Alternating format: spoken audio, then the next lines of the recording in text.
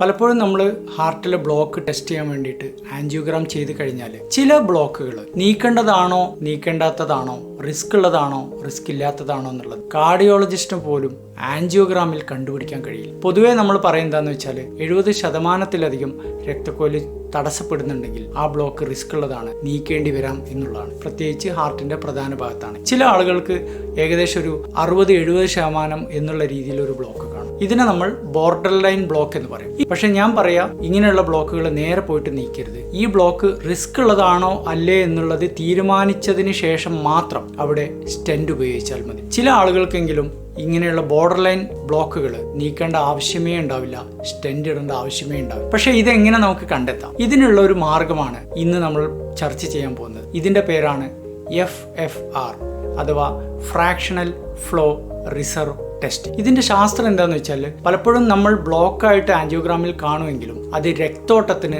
തടസ്സമോ റിസ്കോ പ്രശ്നങ്ങളോ ഉണ്ടാക്കണമെന്നില്ല. ഈ FFR എന്ന് പറയുന്ന ടെസ്റ്റ് ചെയ്യുന്നത് വഴി നമ്മൾ ഒരു ബ്ലോക്കിന്റെ റിസ്ക്കും അറ്റാക്കിനുള്ള സാധ്യതയും കമ്പ്യൂട്ടറിലൂടെ മനസ്സിലാക്കണം. ഇതെങ്ങനെ ചെയ്യും?